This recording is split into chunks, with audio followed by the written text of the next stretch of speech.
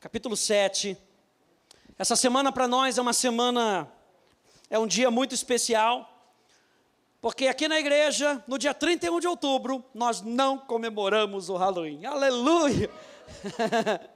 Dia 31 de outubro é uma data, para nós que somos cristãos, a data é o dia da Reforma Protestante, onde Martinho Lutero pregou as suas 95 teses para dizer: o que nós estamos encontrando na Bíblia é diferente do que nós estamos vendo.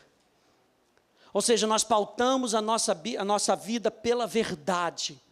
Homens como Martinho, como Zwinglio, como John Knox, como Calvino, se levantaram por toda parte da Europa para dizer: nós vamos viver pela palavra. Não importa aquilo que esteja acontecendo ao nosso redor, nós vamos viver pela palavra.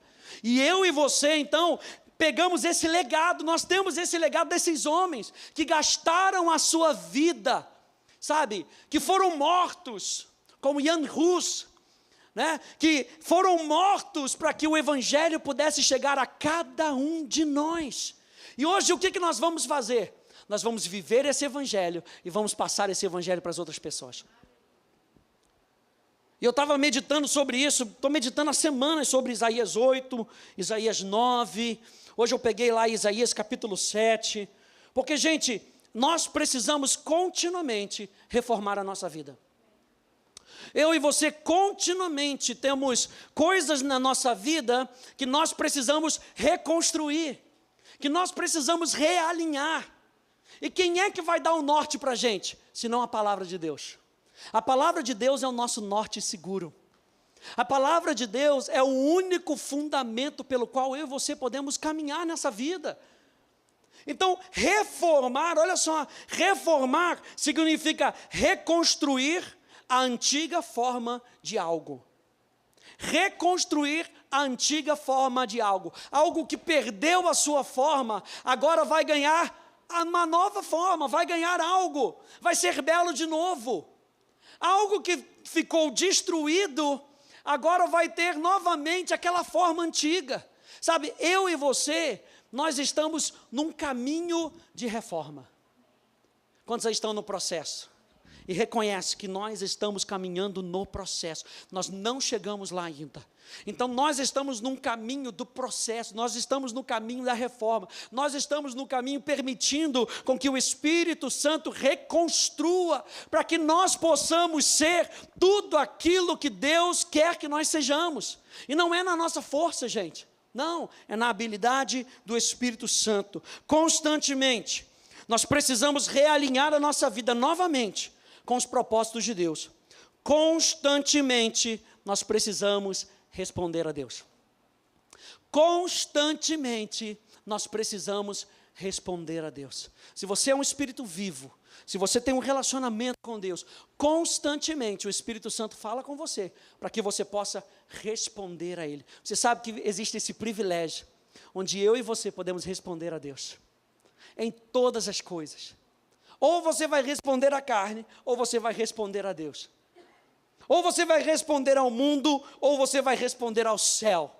Então eu e você estamos no processo de continuamente aprender a responder a Deus. Isaías capítulo 7 é algo muito interessante, porque o rei Acai estava enfrentando uma situação, e uma situação difícil, sabe? A Síria se junta com Israel para vir contra o rei Acais. E o que acontece? O rei Acais teve medo. Lembra de Josafá, 2 Crônicas? Que os povos vieram ali, 3 reis vieram contra Josafá, e Josafá teve medo. E o que Josafá fez? Josafá buscou a Deus. Nesse caso aqui, quando o rei Acais teve medo, Deus se manifesta para o rei Acais. Aleluia! Quantos aí sabem que Deus está tão pertinho de você, que Ele fala para você a hora que você precisa, Ele está com você. E quando você não precisa, Ele continua com você. Sempre. Então Deus chega, gente, Deus conforta Acais. Deus conforta Acais e alerta que a palavra dele, a palavra de Deus, deveria ser recebida com fé. Deus vira para Acais e fala assim: pede um sinal. Pode pedir um sinal. O que você quer? Pede um sinal que eu vou te dar um sinal. Deus vira através do profeta Isaías. Você sabe que Isaías teve uma experiência com Deus. No capítulo 6, conta ali a experiência que Isaías teve. E esse é logo uma das primeiras coisas que Isaías começa a fazer. Ele vai direto no rei Acais e fala: eu tenho uma palavra de Deus para você. Pede um sinal.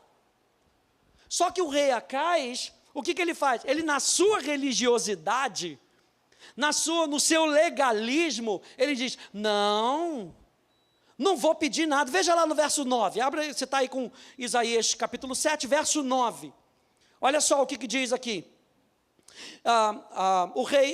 Deus fala aqui o que ia acontecer com a Síria, com Efraim, com Israel, e ele diz assim: se vocês não crerem, certamente não permanecerão. Porque a visão era lá para frente. Se você ler aqui, a visão era para 65 anos daquela palavra, 65 anos para frente. Deus já estava alertando a Acais. Deus já estava alertando a Acais: permaneça com aquilo que você sabe que é bom. E aí ele chega e fala: se vocês não crerem, certamente não permanecerão. A importância de nós continuarmos crendo em Deus. O que? 65 anos era promessa lá para frente, que Efraim ia ser destruído, que Israel ia ser destruído, que os sírios iam ser destruídos. 65 anos. Se vocês não crerem, vocês não vão suportar 65 anos. E muitas vezes a gente quer algo muito rápido, né? A gente quer o evangelho no ensino hoje, em 3 minutos, tem que estar pronto. 3 minutos agora é muito rápido. É ou não é? 65 anos. Você lembra de Josué e Caleb? Josué e Caleb, gente, 45 anos eles tiveram que esperar. E aí Caleb vira para Josué e fala: me dá essa terra. É minha, pode me dar. Passa ela para o meu nome. Olha, eu estou com a mesma força de quando a gente começou lá com 40 anos. Josué e Caleb não esmoreceram. E a primeira coisa que eu quero que você entenda é que durante os desafios da nossa vida, durante as reformas da nossa vida, durante o processo da nossa vida, se a gente não continuar crendo, nós não permaneceremos. E o pastor ele sempre fala isso: nós temos que regar a nossa fé. Fé não é uma fórmula mágica, fé é um relacionamento com Deus. Fé não é relacionamento de domingo, fé é relacionamento de todos os segundos, todos os milésimos da nossa vida. Nós estamos nele, nós caminhamos com ele. Que triste é a gente chegar na igreja durante o dia de domingo, conversar com Deus ali durante 1h30, e se for 2h30 a gente já fica chateado. É muito, pastor, não consigo. Aí sai, volta segunda-feira e sequer fala com ele. Não, para que a nossa fé seja fortalecida, eu e você precisamos compreender que sem fé é impossível. Não dá para dar um jeitinho, gente. Sem fé é impossível. Diga impossível. É impossível agradar a Deus ou concordar com Deus, né? Deus estava pronto ali, então, para enviar a resposta para Acais. Então, como eu disse, ele diz: peça, verso 11, peça ao Senhor o seu Deus um sinal, que seja embaixo, nas profundezas, que seja algo oculto, que seja algo que ninguém saiba, ou que seja em cima, nas alturas, que todo mundo vê. Peça a Deus. Acais, porém, disse, verso 12, não pedirei, nem tentarei o Senhor. O que ele usa? Ele usa da própria palavra para legitimizar o seu legalismo. Deus, o próprio Deus está dizendo para ele: me peça. Não posso pedir, porque a palavra de Deus diz lá em Deuteronômio, sabe, que aquele povo lá em Massá duvidou de Deus, sabe, provou a Deus no deserto. Não, vocês não podem provar a Deus, mas Deus é que está falando, gente. É a mesma coisa quando Pedro, depois daquele dia inteiro de pescaria, ele volta, encontra Jesus, e Jesus vira para ele e fala: Pedro, joga as redes. Joga as redes. E Pedro, não, mas você não está entendendo. Eu já joguei a noite inteira, não peguei nada. Pedro, joga as redes, confia. E Pedro falou o quê? Por causa da tua palavra, eu lançarei as redes. Então não duvide da palavra de Deus. Não duvide da palavra de Deus. O que esses homens fizeram, esses reformadores fizeram, foi acreditar na palavra acima de tudo. Então não duvide da palavra de Deus. Verso 12, então ele diz, não pedirei, não tentarei. E Deus está falando ali que ele enviaria um sinal. E qual era o sinal que já estava preparado? Está lá no verso 13, então Deus disse, agora escute, ó casa de Davi, será que não basta vocês abusarem da paciência dos homens? Querem abusar também da paciência do meu Deus? Portanto, o Senhor mesmo lhes dará um sinal, eis que a virgem conceberá, e dará à luz um filho, e lhe chamará Emanuel, o Deus conosco. Você está passando por essa crise, peça um sinal, e o que eu vou dar para você? Eu vou dar para você o meu próprio filho. É assim que Deus faz. Deus não age segundo a nossa necessidade. Ele não vai dar para você aquele pouquinho que você está pedindo, porque Ele é um Deus de abundância. A Bíblia fala que nós não conseguimos nem pensar, nem sonhar, nem imaginar o que Deus tem preparado para a gente. É pelo Espírito Santo que nós conseguimos ver e perceber. Ele está falando, peça um sinal, porque eu vou dar para você meu próprio filho, Emanuel. Emanuel. Mas o que aconteceu? O rei rejeitou a palavra do Senhor. E aí, em Isaías capítulo 8, ele explica isso nos versos 6 e no verso 7. Vai comigo em Isaías capítulo 8, no verso 6, que diz assim, visto que esse povo desprezou as águas de Siloé, que correm brandamente, e está se derretendo de medo diante de Rezim e do filho de Remalias, eis que o Senhor fará vir sobre eles as águas do Eufrates, fortes e impetuosas, isso é, o rei da Síria com toda a sua glória. Essas águas encherão o leito dos rios e transbordarão por todas as suas ribanceiras.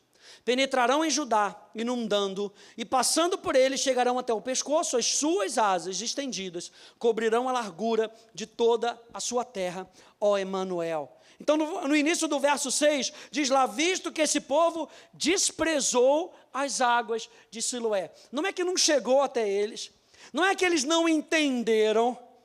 O termo utilizado aqui é um termo bem específico, ele desprezou, chegou até eles, e eles disseram não. Eles negaram as águas de Siloé. Eu acho interessante essas águas de Siloé, porque aqui, se você parar um pouquinho para analisar, ele faz um contraste entre as águas de Siloé e as águas do Eufrates. Águas que eram brandas e águas que eram impetuosas. Por quê? Porque quando os pastores levavam as suas ovelhas para poder pastar, para poder beber uma aguinha, eles tinham que levar em águas calmas. Por dois motivos. Porque a ovelha se assusta facilmente. E quando passa aquelas águas caudalosas, passa aquele negócio voando, elas se assustam e saem correndo. A segunda coisa é que se for um rio muito caudaloso e as ovelhas, elas vão ali tentar beber uma água, pode ser que elas sejam levadas e se percam. Deus está falando, fica no lugar de descanso. Fica com a palavra que traz descanso para a sua vida. Olha só o Salmo, capítulo 46, do verso 1 até o verso 5, diz, Deus é o nosso refúgio e fortaleza, socorro bem presente nas tribulações. Quantos aí passam por tribulações? Deus é o nosso refúgio e fortaleza, socorro bem presente nas tribulações. Portanto, não temeremos, ainda que a terra se transtorne e os montes se abalem no seio dos mares, ainda que as águas tumultuem e espumejem na sua fúria, os montes estremeçam. Olha só esse verso, há um rio. Que rio é esse? As águas de Siloé. Há um rio cujas correntes alegram a cidade de Deus. Quem é a cidade de Deus? É o seu povo. O seu povo, a cidade de Deus é um termo coletivo. Nós somos a morada de Deus. Então, há algo dentro de nós que nos alegra. É esse rio. Jesus não disse isso?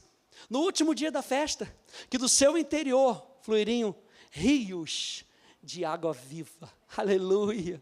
Então há um rio cujas correntes alegram a cidade de Deus, o santuário das moradas do Altíssimo. Deus está no meio dela. Olha o Emanuel aí. Deus está no meio dela, jamais será abalada. Deus a ajudará desde o romper da manhã. Aleluia. Olha só o Salmo 23. Você lembra dele? O Senhor é o meu pastor e nada me faltará. Ele me faz repousar em pastos verdejantes, leva-me para junto das águas de descanso. Que águas de descanso são essas? As águas de Siloé. Refrigera a minha alma. Ou seja, essas águas, estar junto dele, estar com ele, estar com o Emanuel, nos traz refrigério para a alma. Guia-me pelas veredas da justiça por amor do seu nome. E eu acho interessante esse termo Siloé, porque o termo Siloé no hebraico significa enviado. O Messias. As águas daquele que é enviado. Não é qualquer tipo de água, gente. São as águas que vêm dele. São as águas que vêm dele. Aleluia.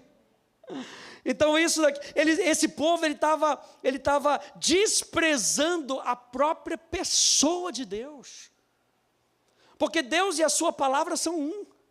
Eles estavam desprezando a pessoa de Deus, mas Deus continua sendo um Deus de esperança. Quantos aí se alegram com isso? Deus continua sendo um Deus de esperança.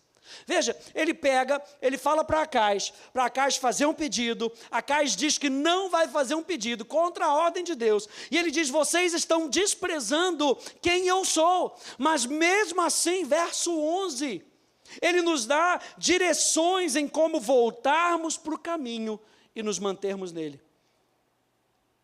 Do capítulo 8, verso 11, ele diz assim, porque assim o Senhor me disse, tendo forte a mão sobre mim, e me advertiu que eu não andasse pelo caminho desse povo.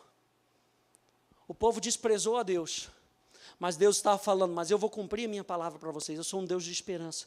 E para que em 65 anos, vocês possam ver aquilo que eu estou falando se cumprirem, e vocês terminarem os seus dias, não como Israel, não como a Síria, nós precisamos crer. Número 2, ele fala aqui, para que a gente se posicione contra o sistema do mundo, no verso 11, porque assim ele me disse, não andasse pelo caminho desse povo.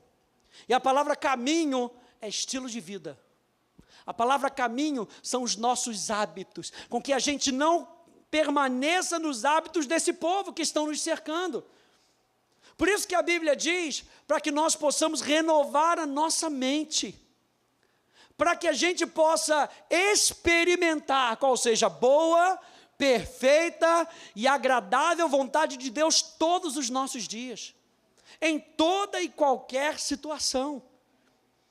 Então ele está falando para a gente, posicione-se contra o sistema do mundo. Continue lendo aí comigo, verso 12, ele disse, não chamem conspiração a tudo que esse povo chama conspiração. Não fica repetindo o que esse povo está dizendo para vocês repetirem. Sabe por quê? Porque eu e você devemos ter um rio dentro de nós, um rio da palavra. E o que deve sair dos nossos lábios? Palavra de Deus. A importância da confissão da verdade. A importância de nós trocarmos a nossa mentalidade, para que o que sai dos nossos lábios seja palavra de vida. Então ele está falando, não chama de conspiração que os outros, que está todo mundo chamando de conspiração. Não, se posicione contra as armadilhas do inferno que está trazendo desse sistema, desse mundo. Se posicione. Não temam aquilo que o povo teme, nem fiquem apavorados. Ao Senhor dos exércitos, a Ele vocês devem santificar. É a Ele que devem temer e dele é quem devem ter pavor. Ele está falando, fixem as suas atenções nele, prestem atenção nele. Porque o que está acontecendo nesse mundo não vai sustentar a gente no dia mau.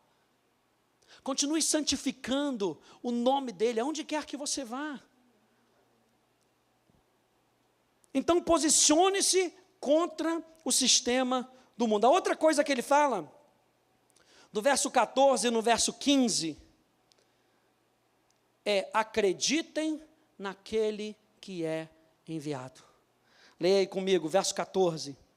Ele será um santuário para vocês, mas será pedra de tropeço e rocha de ofensa às duas casas de Israel. Será laço e armadilha aos moradores de Jerusalém. Muitos deles tropeçarão, cairão e serão despedaçados, serão enlaçados e presos. Por quê? Porque não receberam aquele que foi enviado. Olha só o que diz aqui em 1 Pedro, aliás, 1 Pedro vai citar Isaías agora.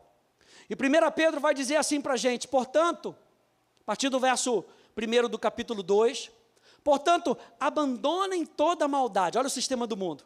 Abandonem toda a maldade, todo engano, hipocrisia e inveja, bem como todo tipo de maledicência. Como crianças recém-nascidas, desejem. Uau, isso fala do nosso relacionamento com Ele. Desejem o genuíno leite espiritual, para que por ele lhes seja dado crescimento para a salvação. E diz lá, se é que vocês já têm a experiência de que o Senhor é bondoso, chegando-se a Ele, olha o Emanuel mais uma vez, chegando-se a Ele, a pedra que vive, rejeitada sim pelos homens, mas para com Deus, eleita e preciosa.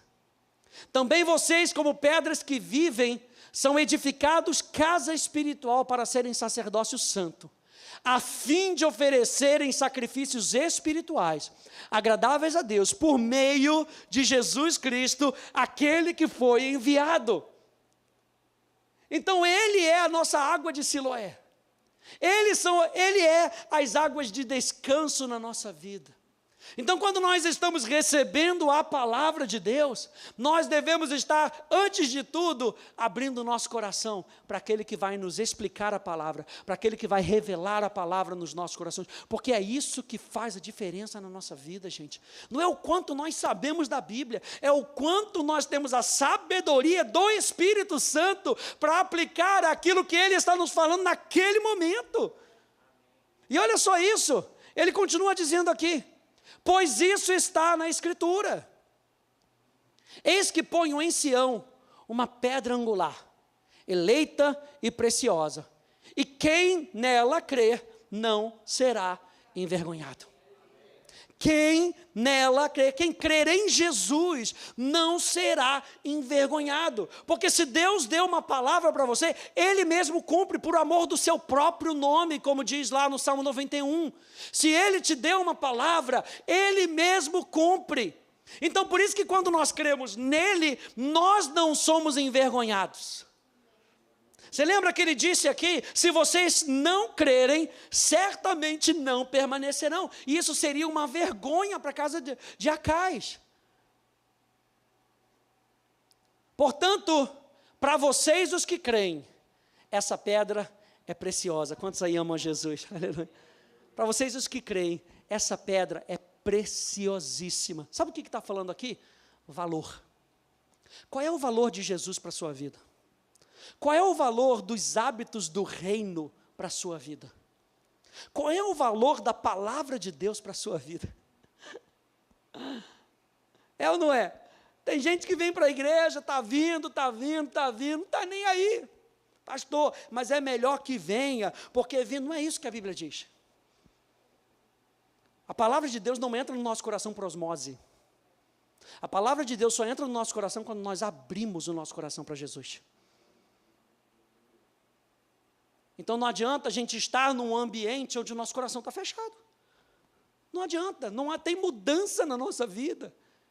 Ele está falando aqui, portanto, para vocês, os que creem, essa pedra é preciosa, mas para os descrentes.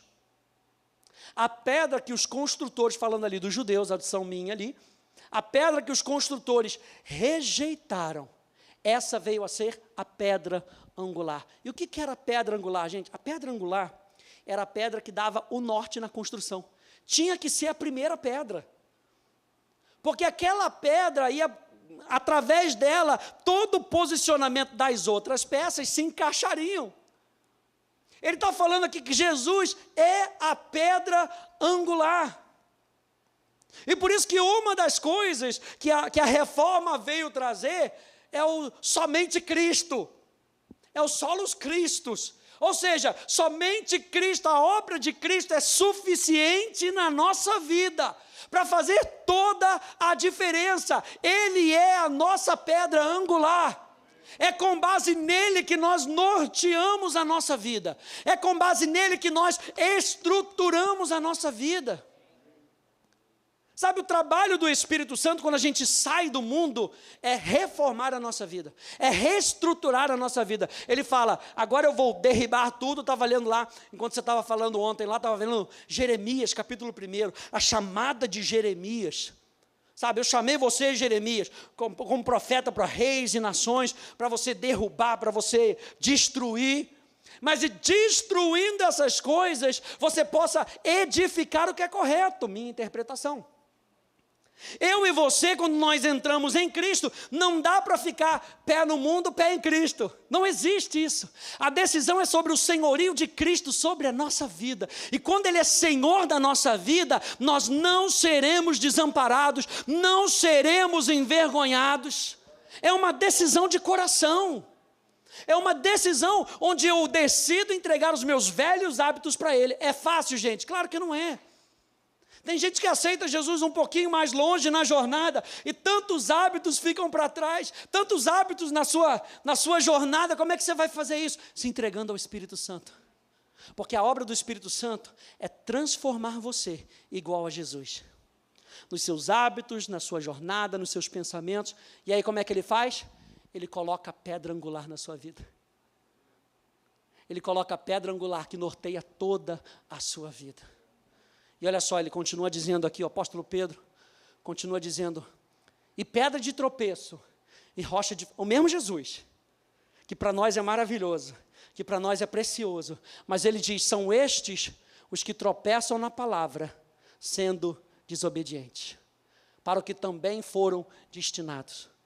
Vocês, porém, quem? Os que creem, os que dizem que a pedra angular é preciosa. Vocês, porém, são geração eleita, sacerdócio real, nação santa, povo de propriedade exclusiva de Deus, ainda coloca um propósito na nossa vida, a fim de proclamar as virtudes daquele que os chamou das trevas para a sua maravilhosa luz. Antes vocês nem eram povo, mas agora são povo de Deus.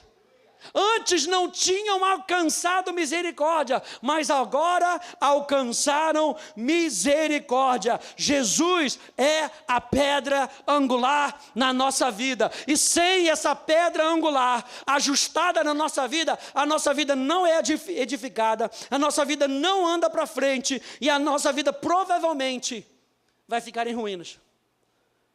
É como Jesus contando aquela história de duas casas, uma sobre a rocha e outra sobre a areia. A rocha ali não era Jesus. A rocha era o ensino de Jesus praticado. Então, se eu e você quisermos até o final permanecer, nós precisamos receber a Jesus no nosso coração, deixar o Espírito Santo colocar a pedra angular na nossa vida, deixar Ele nortear a nossa vida e praticar a verdade. Olha só o que ele diz aqui em Isaías, agora no capítulo 8, verso 16. Ele continua dizendo para a gente, ele diz aqui, olha, guarde bem o testemunho e cele a lei entre os meus discípulos. Esse verso aqui falou muito no meu coração, gente. Porque ele diz o seguinte, guarde bem o testemunho. O que é esse testemunho? a palavra de Deus. Diga a palavra de Deus. Esse testemunho aqui é a palavra de Deus. Guarde bem a palavra, aquilo que você ouve de Deus. Depois ele fala, cele a lei.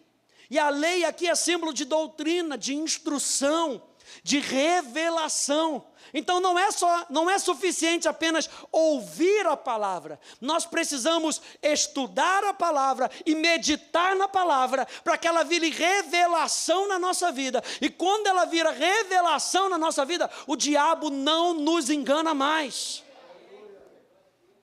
Esse é o tipo de conhecimento que nós precisamos ter. Então, o próprio Deus que disse que destruição iria vir, está nos dando esperança. Guarde a palavra no seu coração. Estude essa palavra. A gente tem uma escola aqui fantástica, gente, que transformou a nossa vida, sabe? E é algo assim que é maravilhoso. Mas assim, tem gente que entra na escola, que para a gente é maravilhoso, transformador, preciosíssimo. Tem gente que senta, entra de uma maneira e sai da mesma maneira. Porque não está na habilidade do professor. Não está na habilidade do pregador. Está na habilidade de eu abrir o meu coração para ouvir a palavra. Eu posso ser o pior dos pregadores do mundo. Ainda assim, falando a palavra, o Espírito Santo tem munição para mexer com a sua vida. Ah, pastor, eu fui numa igreja, o pastor não sabia ensinar, coisa e tal. Peça ao Espírito Santo. Ele te colocou ali? Peça ao Espírito Santo. Peça ao Espírito Santo, sabe por quê? Porque depende muito mais, presta atenção nisso, gente. A gente não vai se eximir da nossa posição, da gente estudar a palavra, sabe, da gente deixar o Espírito Santo fluir, mas depende muito mais de quem ouve. Porque a Bíblia diz que o semeador semeou a palavra. Não diz como ele semeou. Diz que ele semeou a palavra, e dos 4 solos, apenas um recebeu. Apenas um foi transformado. Então eu e você precisamos estar com os nossos ouvidos atentos para aquilo que Deus está falando e ir checar na palavra, sabe? E ir deixar o Espírito Santo trabalhando no nosso coração, para que nós possamos comprovar por nós mesmos. Naquela época tão difícil, ali no início do século XVI, sabe, era algo tão ruim, porque o povo nem a Bíblia podia ter. O povo não podia ler a Bíblia. O povo não podia estudar a Bíblia por si só. E esses reformadores se levantaram e falaram, não basta. A Bíblia na mão das pessoas, para que eles possam descobrir por eles mesmos o valor da palavra de Deus. Eles mesmos possam se posicionar no dia mau. O que o Espírito Santo está fazendo é, quando você estuda a palavra, ele está trazendo uma pessoalidade para o seu relacionamento com ele. Porque quando você ouve a palavra, ainda tem eu aqui para ter que comunicar isso com você. Mas quando você estuda a palavra, quando você volta para a sua casa e medita a palavra, é você e Deus. Isso traz uma pessoalidade no seu relacionamento. Gente, não tem preço para isso. Não tem preço. E a terceira coisa que ele fala do testemunho, ele fala de selar a lei. E ele fala de selar a lei entre os discípulos. Ele fala de ensinar. Mas não é ensinar qualquer um. Ensina os discípulos. Quem eram os discípulos? Os discípulos eram aqueles que abriram mão da sua velha vida para seguir Jesus. Eram aqueles que deixaram tudo para trás quando Jesus disse, vem e me segue. Esses eram os discípulos. Olha só o que diz aqui essa passagem que você já conhece. João capítulo 8, no verso 31 e 32, diz, então Jesus disse aos judeus que haviam crido nele, se vocês permanecerem na minha palavra, são verdadeiramente meus discípulos, conhecerão a verdade e a verdade os libertará. E eu sempre gosto de fazer o caminho inverso. Então quem é que anda na liberdade? Os que conhecem a verdade. E quem é que conhece a verdade? Os discípulos. Quem são os discípulos? Aqueles que permanecem. Então, se eu e você permanecermos na verdade, eu e você podemos dizer que nós somos verdadeiros discípulos de Jesus. Eu não posso dizer que eu sou crente porque eu vou para a igreja. Não posso dizer que eu sou cristão porque eu vou para a igreja. É muito mais do que isso, gente. É uma aliança que nós temos com Deus. É uma aliança que nós temos com uma pessoa. Sabe, eu não quero chegar lá no último dia e dizer, Senhor, eu preguei tanto. Meu Deus, estava tão boa a pregação, Jesus. Ele virar para mim e falar, técnica. Jesus, gravei 5 CDs abençoados, aleluia. Jesus, estou até no Spotify. O senhor já me seguiu aí no Spotify, Jesus? Dom natural. Eu quero que ele vire para mim e fale, entra no gozo do teu Senhor. Vem ceiar comigo. Rafa, vem ceiar comigo. Eu não quero que ele vire para mim e diga, apartai-vos de mim porque eu não te conheço. Mas expulsei demônio. Mas orei. Não. Eu quero um relacionamento com ele todos os dias da minha vida. Sem máscara, sem hipocrisia. Sabe, sem jeitão de crente. Sabe, relacionamento com Deus, sem palavra certa, sem palavra-chave. Eu quero relacionamento com Deus, mas para isso eu preciso permanecer na palavra de Deus. E como é que a gente permanece na palavra se a gente nem abre a palavra? Como é que a gente permanece na palavra se eu não sei nem o que está escrito? O que a reforma fez foi abrir um caminho para dizer, ei, a palavra eu vou colocar na mão de vocês. Eu vou colocar na mão de vocês e o Espírito Santo vai trabalhar no coração de vocês. E é isso que nós estamos experimentando aqui, é isso que nós podemos fazer. Eu e você podemos compartilhar dessa palavra, porque alguém perdeu a sua vida para que isso pudesse estar na sua mão, para que essa Bíblia pudesse estar na sua mão. Reformadores, no verso 19 até o verso 20, ele diz, quando a afronta vier, para você sair do seu posicionamento, fale a palavra com fé. Veja aí, verso 19, verso 20. Quando disserem a vocês, que é isso? Consultem os médios, os adivinhos, que sussurram, que murmuram, que reclamam. Será que um povo não deveria consultar ao seu Deus? A favor dos vivos, não se consultarão os mortos. Nossa, que pensamento lindo. Verso 20, é nessa hora que a gente se levanta. Mas quem é que se levanta?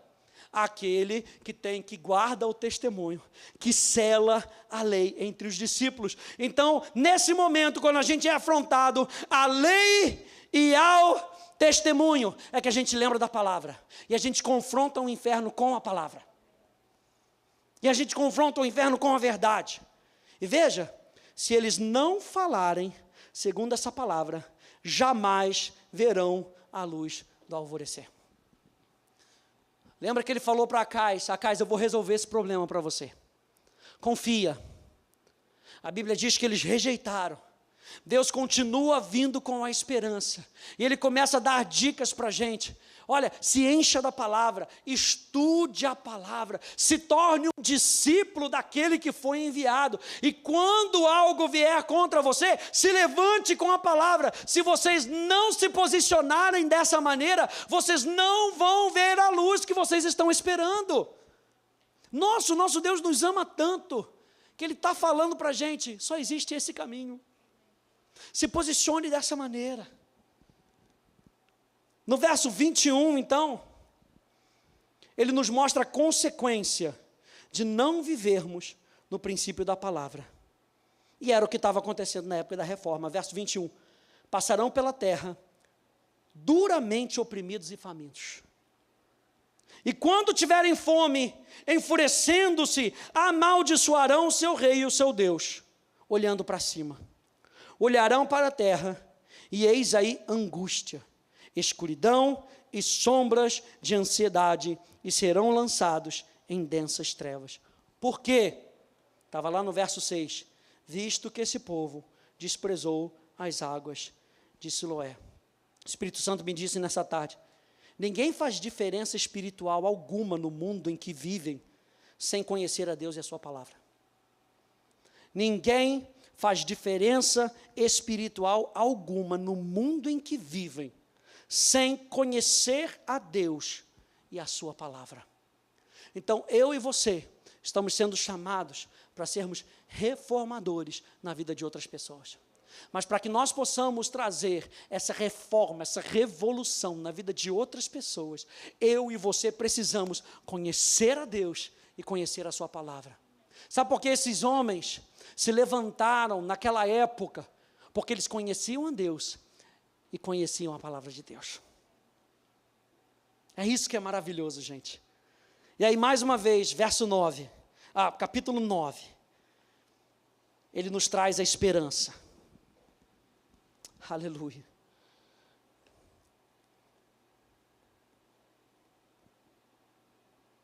Mas para a terra que estava aflita, não continuará a escuridão. Aleluia.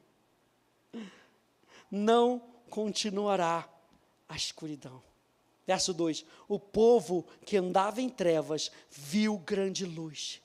E aos que viviam na região da sombra da morte, resplandeceu-lhes a luz. Lembra que a gente está falando de Emanuel? E aí o apóstolo João diz que a vida se manifestou entre nós. E a vida era a luz dos homens. Ele está falando aqui no verso 2, o povo que andava em trevas viu grande luz. Ver no hebraico aqui é experimentar. E o apóstolo João testifica isso lá no seu evangelho, dizendo que nele estava a vida, em Jesus estava a vida, e a vida era o que guiava os homens, a vida era a luz dos homens. E você lembra de Salmo 119, que diz que a palavra de Deus é lâmpada para os nossos pés e luz para o nosso caminhar. Então nós precisamos desse relacionamento com Deus. Isaías capítulo 9, vamos ler aqui para a gente terminar, fique de pé comigo. Isaías capítulo 9, nos mostra a consequência então, de vivermos debaixo do governo de Deus.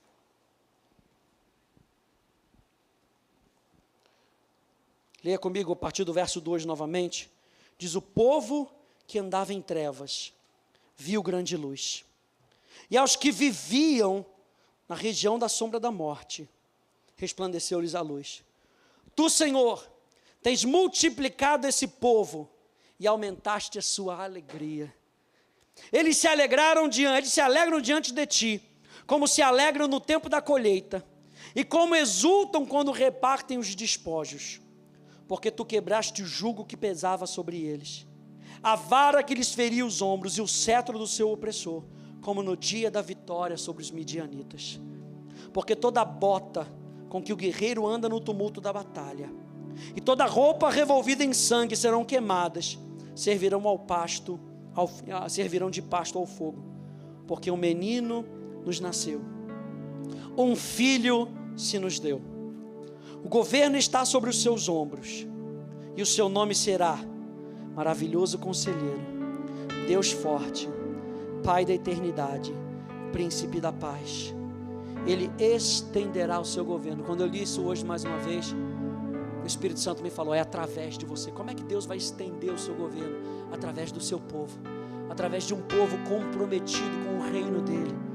Ele estenderá o seu governo, e haverá paz sem fim sobre o trono de Davi e sobre o seu reino, para o estabelecer e para o firmar, com juízo e com justiça, desde agora e para sempre. O zelo do Senhor dos Exércitos fará isso. Minha chamada para você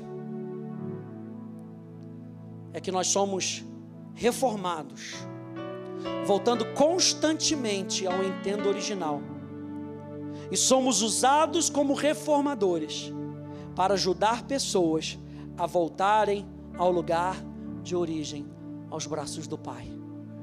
É um chamado que nós temos, gente. Esse é o chamado para a nossa vida. É isso que esse dia significa para mim.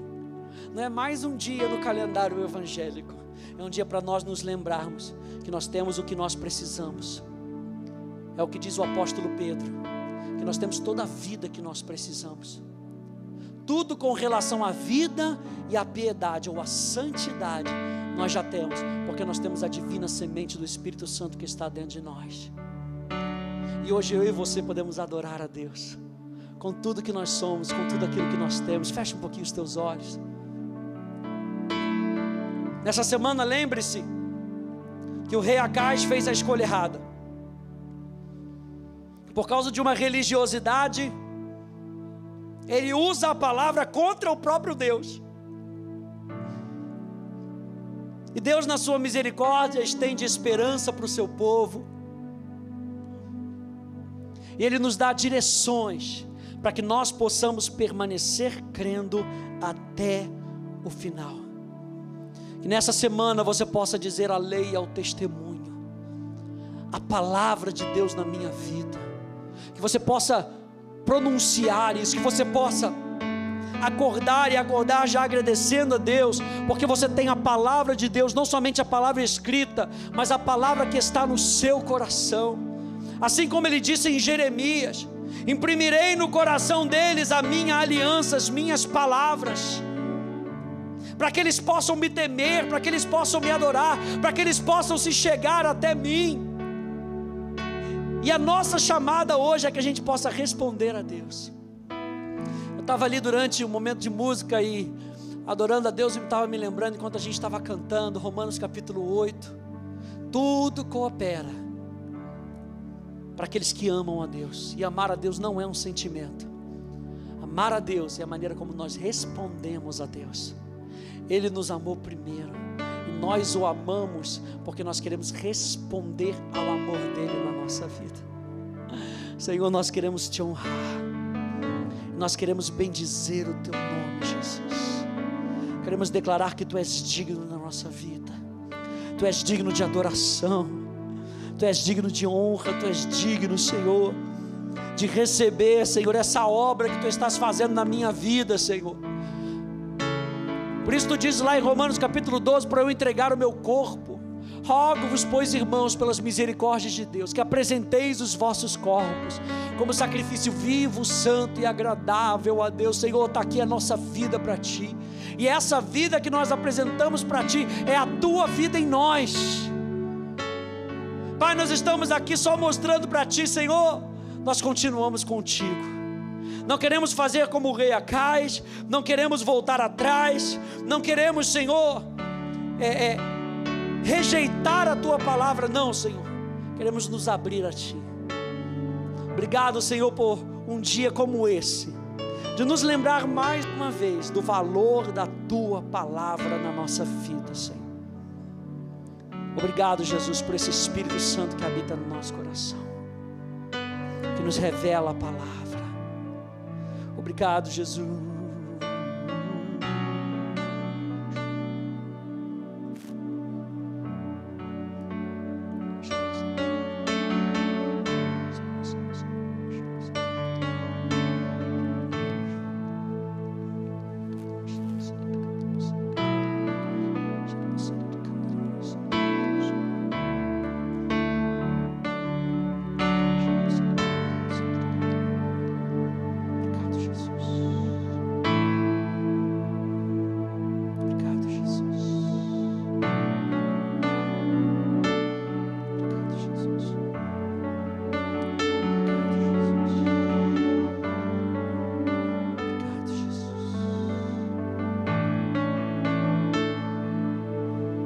Águas de Siloé, as águas de Siloé, as águas de descanso.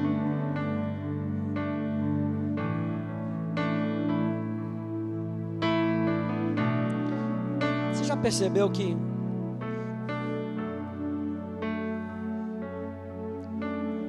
tantas vezes a gente rejeita a palavra de Deus, a gente começa a se debater, parece que as oportunidades passam, mas quando nós vivemos nessa água de descanso, as águas de descanso são as águas de confiança, são as águas de confiança. Então confia, quero terminar dizendo isso para você. Confia, confia. Confia. Entra no descanso. O descanso, a gente aprende lá em Hebreus, é o descanso da fé. É o descanso da certeza. Para de se debater. Para de estribuchar. Descansa. Descansa, descansa. É o que Ele tem para mim e para você. Obrigado, Senhor, porque a Tua vontade é boa, perfeita e agradável. Obrigado, Senhor, porque nós fomos transformados. Como diz o apóstolo Paulo, nós temos o ministério da reconciliação. Como se Deus estivesse reconciliando o mundo consigo mesmo através de nós. Que prazer, que privilégio. Senhor, está aqui o nosso coração, está aqui a nossa vida. Nós queremos honrar a Tua palavra e o Teu nome, Senhor. Honrar a Tua aliança, Senhor, que Tu fizeste contigo mesmo e nos chamastes para participar. Nós Te honramos e Te glorificamos.